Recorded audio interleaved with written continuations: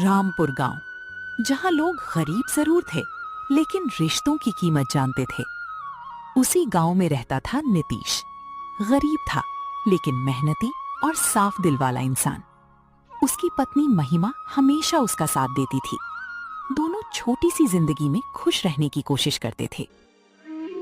महिमा, आज फिर पूरे दिन खेत में मेहनत की, लेकिन फसल देखकर डर लग रहा है। अगर इस बार भी बारिश ठीक से नहीं हुई ना, तो हमारा बहुत नुकसान हो जाएगा। मैं सोच रहा हूँ गांव के बाहर जाकर मजदूरी कर लूं। कम से कम घर का खर्च तो ठीक से चल जाएगा। मैं नहीं चाहता कि तुझे किसी चीज की कमी हो। तू हमेशा मेरे साथ खड़ी रहती है। लेकिन सच कहूं, जब मैं तुझे पुराने कपड़ों में देखता हूं ना, तो अंदर से बहुत दुख होता है। मेरा मन करता है कि तुझे सारी खुशियां दूं। ऐसी बातें मत करो नीतीश। मेरे लिए खुशी बड़े कपड़ों या गहनों में नहीं है। मेरी खुशी तुम्हारे साथ है। तुम दिन रात मेहनत करते हो, बस यही मेरे लिए बहुत बड़ी बात है।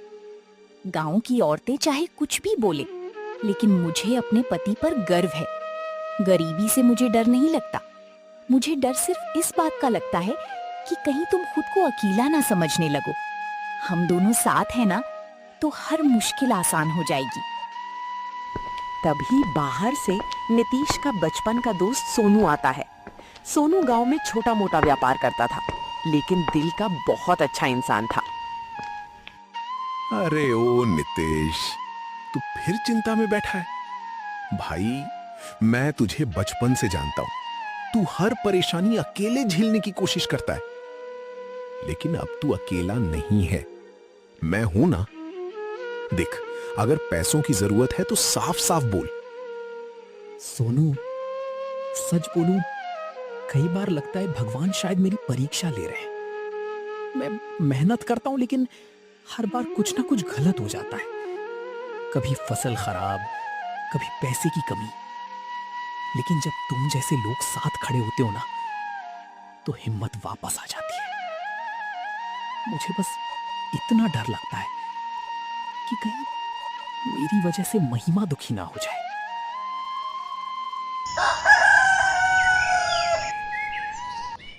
रामपुर गांव में करण नाम का एक साहूकार भी रहता था।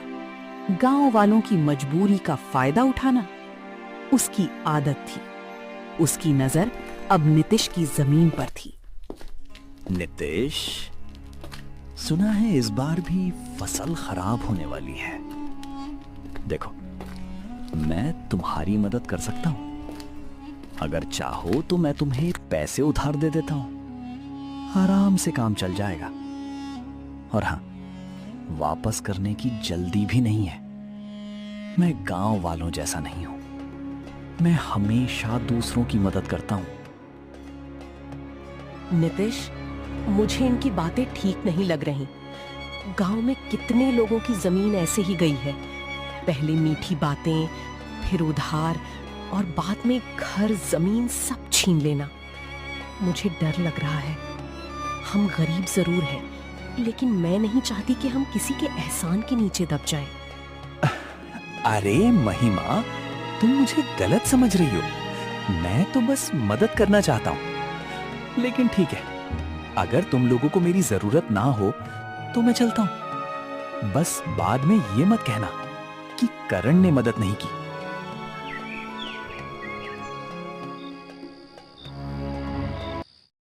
रात हो चुकी थी। महिमा सो गई थी, लेकिन नीतीश अभी भी जाग रहा था। उसके मन में हजारों सवाल चल रहे थे। गरीबी, जिम्मेदारी और भविष्य का डर उसे अंदर से तोड़ रहा था। हे भगवान, मैं गलत रास्ते पर नहीं जाना चाहता। बस इतना कर दो कि मैं अपनी पत्नी की आंखों में कभी आंसू ना देखूं। मैं मेहनत करने से नहीं डरता, लेकिन हर बार हारते हारते थक गया हूं। अगर इस बार भी कुछ गलत हुआ तो शायद मैं खुद को कभी माफ नहीं कर पाऊंगा।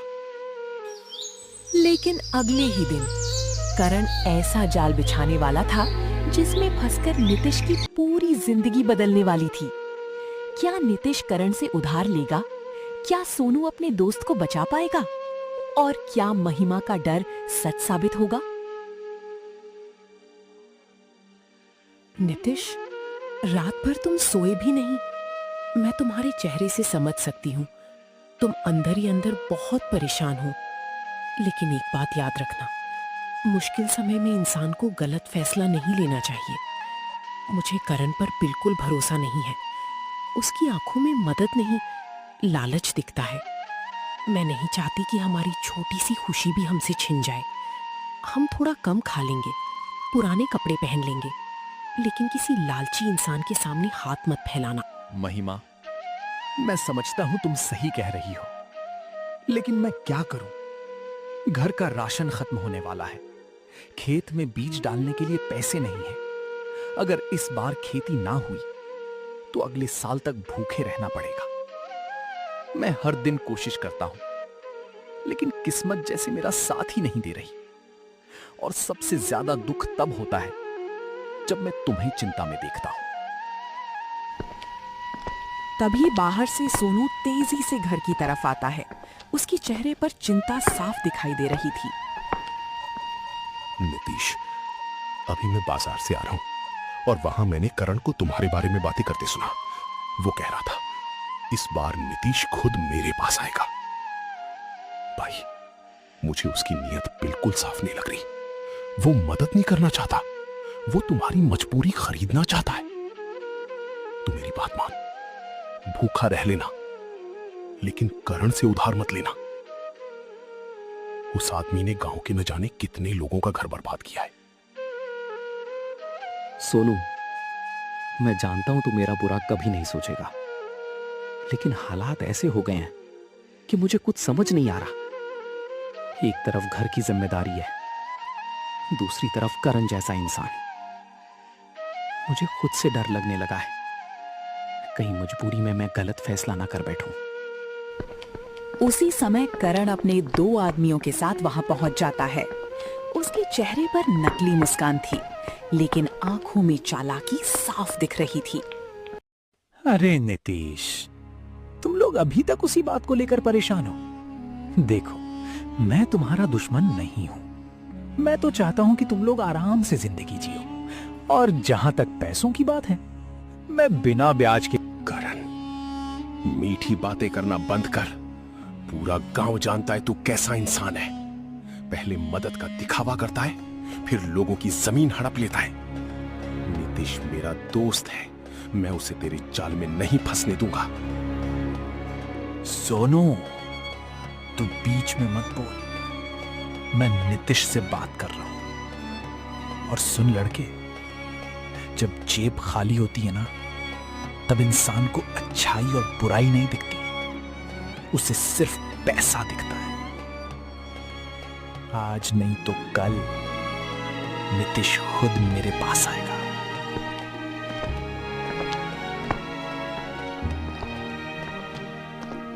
करण वहां से चला गया, लेकिन उसकी बातें नीतीश के दिमाग में घूमती रही। महिमा की आंखों में डर था और सोनू को आने वाले तूफान का एहसास हो चुका था।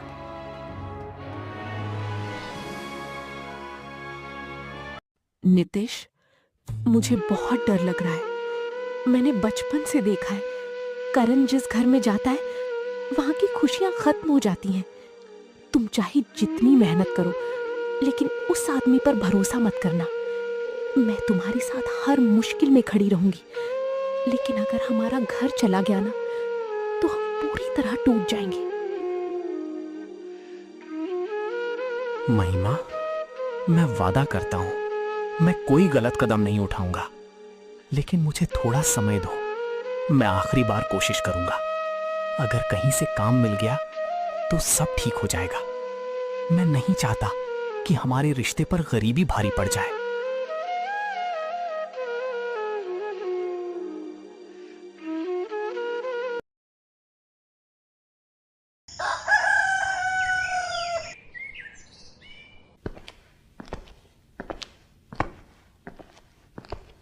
अगली सुबह नीतीश खेत पर पहुंचा, लेकिन वहां जो उसने देखा, उसे देखकर उसके पैरों तले जमीन खिसक गई।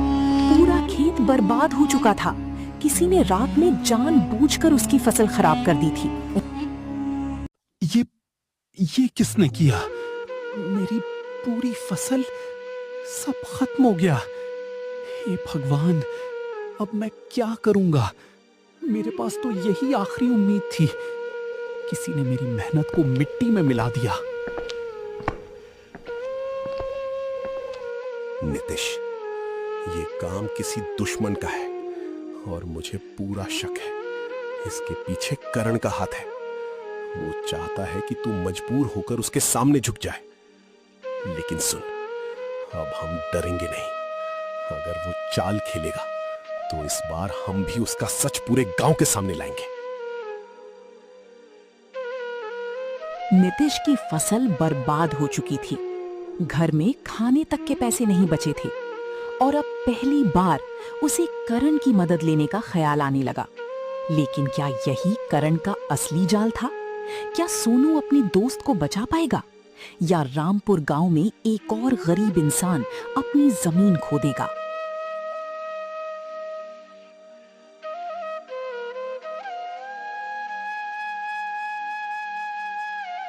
मैं हार गया सोनू, सच में हार गया। दिन रात मेहनत की, धूप में जला, बारिश में भी खेत नहीं छोड़ा, लेकिन फिर भी सब खत्म हो गया। अब मेरे पास कुछ नहीं बचा, ना पैसे, ना फसल। मुझे समझ नहीं आ रहा मैं महिमा की आंखों में कैसे देखूंगा। मैं उससे हमेशा कहता था सब ठीक हो जाएगा, लेकिन शायद अब कुछ भी ठीक नहीं होगा। चुप हो जा नितिश, तू अकेला नहीं है। जब तक मैं जिंदा हूं ना, तुझे टूटने नहीं दूंगा। सुन, गरीब आदमी की सबसे बड़ी ताकत उसका हौसला होता है। अगर तू आज हार मान गया ना, तो करण जैसे लोग जीत जाएंगे और मैं ऐसा कभी नहीं होने दूंगा। तूने हमेशा सबकी मदद की है। आज मेरी बारी है। अब हम दोनों मिलकर नई शुरुआत करेंगे। नितीश, तुम खुद को इतना कमजोर क्यों समझ रहे हो? खेत खत्म हुआ है, तुम्हारी मेहनत नहीं। भगवान एक रास्ता बंद करता है तो दूसरा जरूर खोलता है। और सुनो, अगर आज तुम्हारे पास कुछ नहीं है तो क्या हुआ? मेरे पास आज भी वही इंसान है जिस पर मुझे सबसे ज्यादा भरोसा है। मैं तुम्हारे साथ हूं, हर हालत में। महिमा की बातें सुनकर सोनू अचानक सोच में पड़ गया। उसे एक पुरानी बात याद आई। नितिश गांव में सबसे स्वादिष्ट दाल और कढ़ी बनाता था। पूरा गांव उसकी तारीफ करता था। तभी सोनू के दिमाग में एक नया विचार आया। नितेश, मेरी बात ध्यान से सुन। तू खेती छोड़ और खाना बेचने का काम शुरू कर। पूरा रामपुर तेरे हाथ का स्वाद जानता है। तू इतना अच्छा खाना बनाता है कि लोग उंगलियां चाटते रह जाते हैं। हम गांव के चौराहे पर छोटा सा ढाबा खोलेंगे। मैं पैसे लगाऊंगा, तू खाना बनाएगा और देखना, एक दिन यही ढाबा तेरी नई जिंदगी बनेगा। लेकिन सोनू, मुझे व्यापार करना नहीं आता। अगर ढाबा नहीं चला तो, लोग हंसे तो, और सबसे बड़ी बात, हमारे पास इतना पैसा कहां है कि नया काम शुरू कर सके। तू बस मेहनत कर, बाकी सब मैं संभाल लूंगा। मेरे पास थोड़ी बचत है। और सुन, बड़ा आदमी बनने के लिए बड़ा पैसा नहीं, बड़ी सोच चाहिए। करण चाहता है कि तू उसके सामने हाथ फैलाए, लेकिन अब तू मेहनत से उसे जवाब देगा। दूर खड़ा करण तीनों की बातें सुन रहा था। उसके चेहरे की मुस्कान धीरे धीरे गायब होने लगी। उसे एहसास हो गया था कि सोनू उसकी पूरी चाल बिगाड़ सकता है। सोनू, तू ज्यादा होशियार बनने लगा है। मैंने सोचा था नितिश खुद मेरे पास आएगा, लेकिन तू बीच में आ गया। ठीक है, अब खेल और मजेदार होगा। मैं ऐसा वार करूंगा कि तुम तीनों जिंदगी भर याद रखोगे। कुछ दिनों बाद रामपुर गांव के छोटे से चौराहे पर एक छोटा सा ढाबा खुला। नाम लिखा था महिमा भोजनालय। महिमा खाना परोसती, नितिश खाना बनाता और सोनू ग्राहकों को बुलाता। धीरे धीरे गांव वाले वहां आने लगे।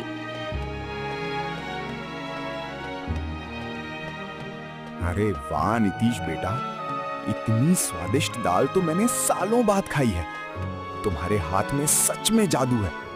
और सबसे अच्छी बात, तुम लोगों के चेहरे पर ईमानदारी दिखती है।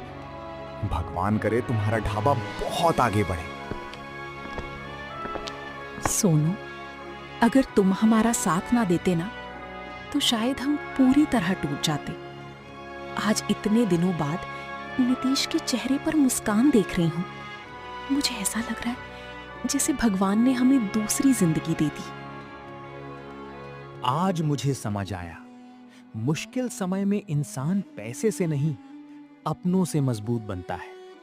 अगर सोनू जैसा दोस्त और महिमा जैसी पत्नी साथ हो, तो कोई भी इंसान जिंदगी में दोबारा खड़ा हो सकता है।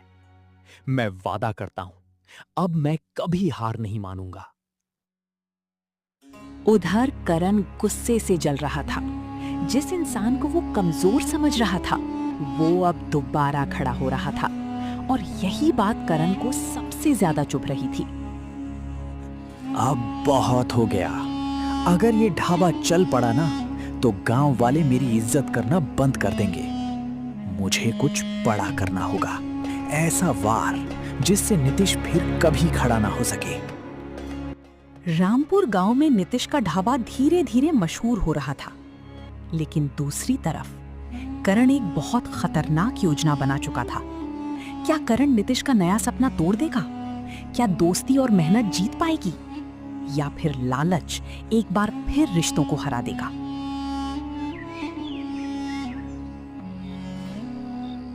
रात का समय था। रामपुर गांव में ठंडी हवा चल रही थी, लेकिन नीतीश के घर के अंदर बेचैनी का तूफान था। महिमा कई दिनों से परेशान थी। करण की बातें अब उसे डराने लगी थीं। उधर सोनू सब कुछ समझ चुका था। उसे लग रहा था कि करण कोई बहुत बड़ा खेल खेलने वाला है। नीतीश भाई, मुझे करण पर बिल्कुल भरोसा नहीं है। वो बार बार जमीन के कागज की बात क्यों करता है? और तुमने ध्यान दिया, जब भी गांव वाले तुम्हारी तारीफ करते हैं, करण का चेहरा उतर जाता है। ऐसे लोग सामने दोस्त बनते हैं, लेकिन पीछे से इंसान को खत्म कर देते हैं। मुझे डर लग रहा है भाई, कहीं वो तुम्हारे साथ धोखा ना कर दे। तुम बहुत सीधे हो, और सीधा इंसान सबसे जल्दी फंसता है। नहीं सोनू, करण बचपन से मेरा दोस्त है। हमने साथ खेला, साथ बड़े हुए। मैं नहीं मान सकता कि वो मेरे साथ गलत करेगा। हाँ, उसकी बातें थोड़ी बदल गई हैं, लेकिन शायद पैसों की वजह से इंसान परेशान हो जाता है। मैं उसे समझाने की कोशिश करूंगा। दोस्ती शक से नहीं, भरोसे से चलती है भाई। सोनू चुप हो गया, लेकिन उसके चेहरे पर डर साफ दिखाई दे रहा था। उसे एहसास हो चुका था, करण अब दोस्त नहीं रहा। बस थोड़ा और इंतजार, फिर ये पूरी जमीन मेरी होगी। नीतीश को क्या पता, मैंने शहर वाले से बात कर ली है। जमीन बिकते ही लाखों रुपए मिलेंगे। और वो सीधा साधा नीतीश, उसे तो मैं किसी भी कागज पर साइन करवा सकता हूं। दोस्ती, भरोसा, एहसान, ये सब गरीब लोगों के लिए होता है। दुनिया में वही जीतता है जिसके पास पैसा होता है। उसी समय महिमा ने करण की सारी बातें सुन ली। उसके पैरों तले जमीन खिसक गई। हे भगवान, करण इतना गिर सकता है? मैंने कभी नहीं सोचा था। नीतीश उसे भाई मानता है और वो उसी का घर छीनना चाहता है। नीतीश दिन रात मेहनत करता है, उसने कभी किसी का बुरा नहीं किया। अगर आज मैंने सच नहीं बताया तो मेरा पति बर्बाद हो जाएगा। नहीं, अब मैं चुप नहीं रहूंगी। चाहे कुछ भी हो जाए, मैं नीतीश को सब सच बता दूंगी। नीतीश, मुझे तुमसे जरूरी बात करनी है। तुम करण पर आंख बंद करके भरोसा कर रहे हो, लेकिन वो तुम्हें धोखा दे रहा है। मैंने अपनी कानों से सुना है। वो जमीन अपने नाम करवाना चाहता है। उसने शहर वालों से बात भी कर ली है। वो तुम्हें दोस्त नहीं, बेवकूफ समझता है। कृपया मेरी बात मानो, वरना हम सड़क पर आ जाएंगे। क्या? नहीं महिमा, ऐसा नहीं हो सकता। करण ऐसा कभी नहीं कर सकता। लेकिन तुम झूठ भी नहीं बोलोगी। हे भगवान, मैं किस पर भरोसा करूं? जिस इंसान को भाई माना, क्या वही मेरी पीठ में छुरा घोंप रहा था? अगर ये सच है तो आज मेरा दिल टूट गया महिमा। नीतीश की आंखें भर आईं। उसका भरोसा पहली बार टूटा था, लेकिन असली तूफान अभी बाकी था। सरपंच जी, नितेश ने खुद अपनी जमीन मुझे देने की बात कही थी। ये देखिए कागज, बस इसके साइन बाकी हैं। मैं तो इसकी मदद करना चाहता था, लेकिन अब ये लोग मुझे ही गलत साबित कर रहे हैं। गांव वाले फैसला करें, सच कौन बोल रहा है। झूठ बोल रहा है करण। मैंने पहले ही कहा था, ये लालची इंसान है। दोस्ती के नाम पर इसने हमेशा फायदा उठाया है। नीतीश ने इसे भाई माना और ये उसी का घर हड़पना चाहता है। जिस इंसान की नीयत साफ होती है वो छुपकर सौदे नहीं करता। आज गांव के सामने इसका असली चेहरा आ गया। सरपंच जी, मैं गवाही देती हूँ। मैंने अपनी कानों से करण को जमीन बेचने की बात करते सुना है। उसने कहा था कि वो नीतीश से किसी भी कागज पर साइन करवा लेगा। अगर आज सच ना बोलती तो मेरा परिवार बर्बाद हो जाता। गरीब इंसान के पास पैसा कम होता है, लेकिन इज्जत और भरोसा ही उसकी सबसे बड़ी दौलत होती है। करण, आज तूने सिर्फ दोस्ती नहीं तोड़ी, तूने इंसानियत को भी शर्मिंदा किया है। मैं गरीब जरूर हूं, लेकिन मैंने कभी लालच नहीं किया। तू जमीन ले सकता था, लेकिन मेरा भरोसा कभी वापस नहीं पा सकता। आज से हमारा रिश्ता खत्म। जिस दोस्ती में स्वार्थ आ जाए, वो दोस्ती नहीं, सौदा बन जाती है। पूरा गांव शांत हो गया। करण शर्म से सिर झुकाकर वहां से चला गया। उस दिन नीतीश ने बहुत बड़ा सबक सीखा। हर मुस्कुराने वाला इंसान अपना नहीं होता, और सच्चा परिवार वही होता है जो मुश्किल वक्त में सच का साथ दे। दोस्ती दिल से करो, लेकिन भरोसा सोच समझकर करो। लालच इंसान से उसकी इंसानियत छीन लेता है, और सच चाहे देर से जीते, लेकिन जीतता जरूर है।